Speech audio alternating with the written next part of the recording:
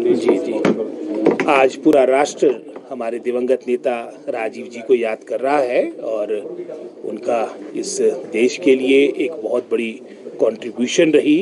हालांकि उनकी प्रधानमंत्री के रूप में अगर आप उनके पूरे कार्यकाल पे नज़र डालें, उसका समय कम था, लेकिन बहुत ही मैं समझता हूँ ऐतिहासिक कार्य उनके कार्यकाल के दौरान हुए।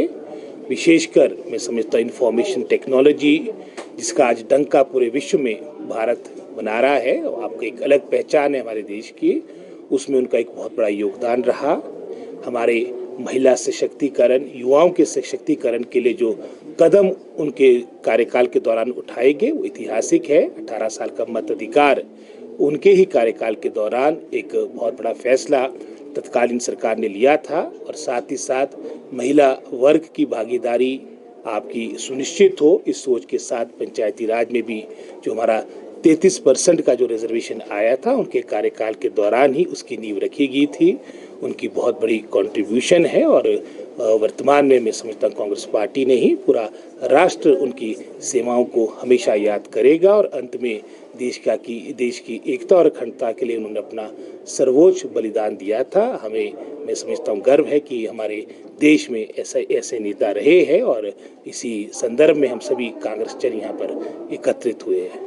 सर, प्रचार में क्योंकि बीजेपी के राष्ट्रीय नेताओं का प्रवास शुरू हो गया है। भारतीय जनता पार्टी का तो प्रचार कभी खत्म नहीं होता है, वो चाहे चुनाव का समय हो या आगे पीछे भी हो, तो 24/7 राजनीति पर ही विश्वास रखते हैं। लेकिन अब जैसे हिमाचल प्रदेश के अब मैं समझता हूँ मात्र 10 दिन के आसपास का समय रह गया है और जिस तरह के हमें फीडबैक अभी AICC से आया है, 25 के उपरांत हमारे जो शीर्ष नेता है वो प्रदेश में आएंगे, भिन्न भिन्न पार्लियामेंट्री कॉन्स्टिट्यूंसीज में जाएंगे और निश्चित रूप से हमारे काडर को, हमारे जनता जनार्दन का सारी बातों को लेकर उनको अवगत कराएंगे, हमारे काडर को गैल्वेनाइज करवाएंगे। रैलियां डिसाइड होगी सर, प्रियंका गांधी की या खड़गे जी की, कोई कितनी रैली? ये डिसाइडेड है कि प्रियंका जी हिमाचल आएगी। बाकी जहाँ तक स्थलों के चयन की बात है उसमें प्रियंका जी की बात आ गई, राहुल जी की बात आ गई, खड़गे जी की बात आ गई, शुक्ला जी की बात आ गई।